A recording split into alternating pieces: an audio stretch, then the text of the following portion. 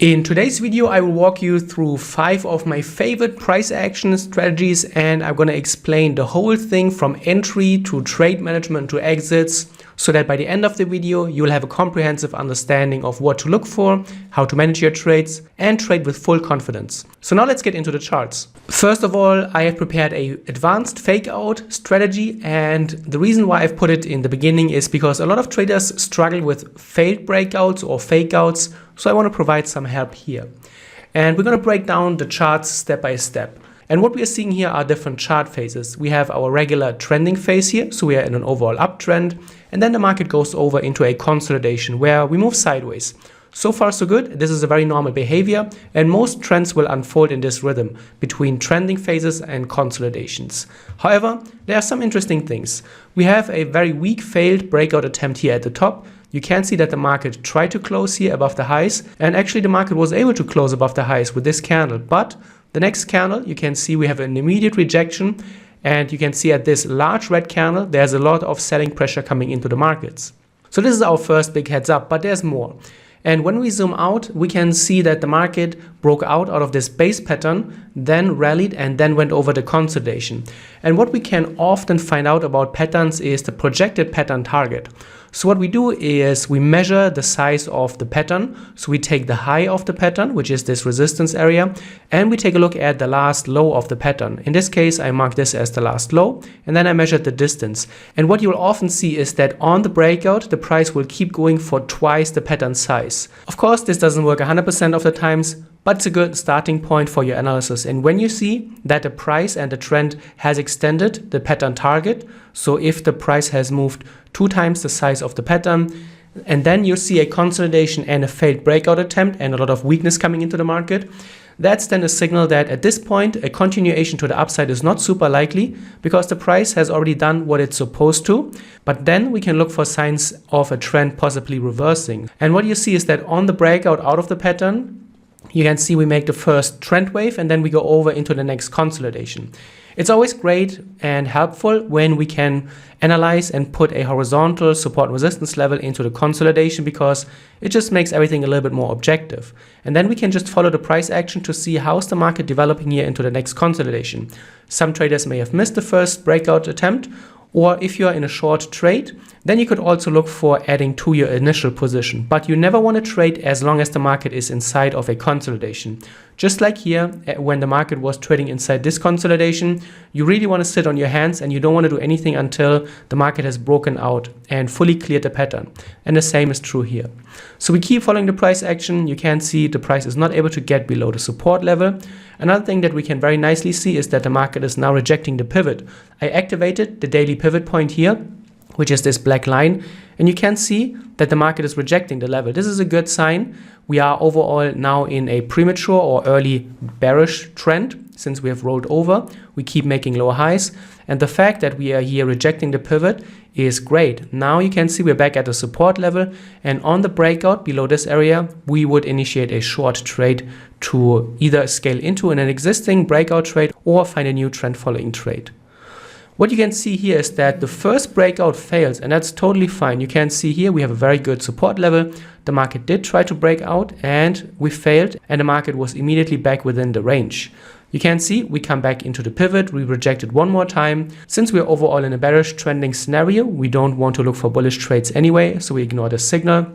And then here is then where we get a second chance. And here it is really important that we understand that we have to cut our losses as soon as possible. So if we go short here, which may not be anything wrong with that trade because it looks quite all right, it fits into the overall narrative, but it just didn't work out. So we have to cut the loss because the next time when another trading signal comes around, like here, another breakout, we want to make sure that the previous losses can be recovered quite easily. The problem that many traders have is that if you hold on to your trade and if you let a small loss turn into a big loss, then the next trade you will have a much harder time to make it profitable, because what many traders then do is that they increase their risk because they want to make up for the big loss that they took unnecessarily.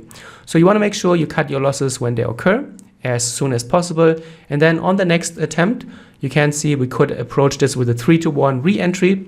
So we put our stop loss above the pivot point here to protect it. And then we can target here a 3-to-1 reward to risk ratio. The beautiful thing about the 3-to-1 is that even if we fail 1 or 2 times, you can still potentially make money long term if you just have trades with a large enough reward to risk ratio. So don't worry about taking a loss every now and then. Even the best trader is going to take a loss every now and then, but make sure that you cut your losses, and then when you hop on a winning trade and when you catch a winning trade, you ride it optimally and you make sure that the winners are much larger than your losses. So the trap continuation is setup number 2, and this ties in with the previous example very nicely, and we can integrate what we have learned. So what I'm adding here is a higher time frame moving average. I am on the 15-minute time frame, and this is the 50-period SMA from the 1-hour time frame. In TradingView, you can set this up quite easily. I made a few videos about that. And what we see here is that we are going from a trending stage, so we are moving away from the moving average, into a sideways range where the market is putting in this resistance level and we are not able to cross above it for now. Again, as I said, this is a very normal trending behavior. We always oscillate between trending and consolidation. So if you want to be a trend following trader, you have to really specialize into consolidations, which is something that many traders overlook. Of course, you need to also understand what are trends, but if you want to be a trend following trader, usually you have to put a lot of emphasis and you have to learn and study a lot about consolidations, because after consolidation, that's where you go over into the trending mode and that connects the trending phases. And one fantastic pattern is the fake out. So what you will often see is that the market doesn't immediately continue, but it makes it look like a reversal, right? So we break out, we close below the lows here, and we are even accelerating to the downside, but we don't want to be short. Why? Because as long as we are above the higher time frame moving average, we are not in a short market. We are still technically more in a bullish market. So we ignore bearish signals as long as we are above the moving average, but we can use this information, and what happens next is really what we are looking for. You can see the market immediately after this breakout attempts falls back into the range, and we move back into the resistance level. That's a very, very bullish sign. And then you can see shortly afterwards, we break above it, and this is the final close above the highs. So very often you will see that a fake out occurs first. It makes it look like the market is gonna sell off, but then immediately afterwards, you're back at the highs, the breakout has failed, hence why we call it a fake out. And then you have your continuation. That's where you then initiate a long entry and trade into the long-term direction. You can see this is here the breakout, the market went over into another trending phase, and then we have our next consolidation. And the pattern repeats itself identically. We break out, very strong selling, and that's the key. If you see a breakout attempt into the opposite direction of the overall trend, you ideally want to see a very strong move. That is one of the characteristics what makes a fake out a good fake out. So here again, you can see accelerated selling and then accelerated buying as well. That's also very important. We're back at the highs, and now all you have to do is the hardest part in trading, which is wait for the market to clear the highs. You can see we cleared the highs here and then went over another trending phase. And of course, not all the continuations or consolidations will follow the fake out, but if you see a fake out, now you know what it is and how you anticipate it. I really like the complex distribution, and this is a pattern that I've been studying a lot recently. Let me show you how it looks. So first of all, we are starting with a trending market, and you can see here, I marked this with blue. We keep making higher highs. And also if we look at the lows, we go from this low to this low to this low. So we also make higher lows. We are clearly in an uptrend, and there's no question about that. But what really is interesting, if you see that this pattern of higher highs and higher lows is disturbed, like here, we break below the last low and we close below the last low. That's a first strong trend violation signal.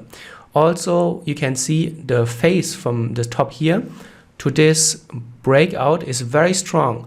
During all of this trending, we have not seen such a strong selling market. Also, another very interesting thing is that each time we go over from a trending to a consolidation, the consolidation gets stronger. Whereas here in the beginning, you can see the market just moves sideways. Slowly, we started seeing a little bit of a move against the trend, and then here a stronger move against the trend, and then here a very strong move against the trend. So that's also a very important signal if you can see that on your charts, that suddenly the opposition, in this case the bearish side, is being able to make larger candles. It shows you that the powers are shifting. You probably have less buyers, probably a lot of the buyers are taking profits, and the price is so high that more sellers are coming into the market. Then you want to wait for the market to get back here. You don't want to take the first breakout. That's not a good idea, and what I would recommend instead, wait to see if the new bearishness is continued. So what we can see now is we make lower highs. So this is a great another signal. In an uptrend, you would like to see the market being able to push higher, but this is not the case for now. And we can see that after the first lower low, we make the first lower high. What we then do is we look for an entry pattern. And entry patterns can come in many different ways. It can be like here, a head and shoulders. It could be a wedge. It could be a sideways consolidation. They can come in many different forms. And then what you do is you just look for the breakout. You can just get on the breakout here below the lows, and then you can see the trend unfolds nicely. So looking for those huge trend changes, looking for in general anything that resembles a change from what you have seen previously is very important, because it can show you that behind the scenes the dynamics between the buyers and the sellers are shifting. The liquidity run is a related setup, and we have some commonalities here.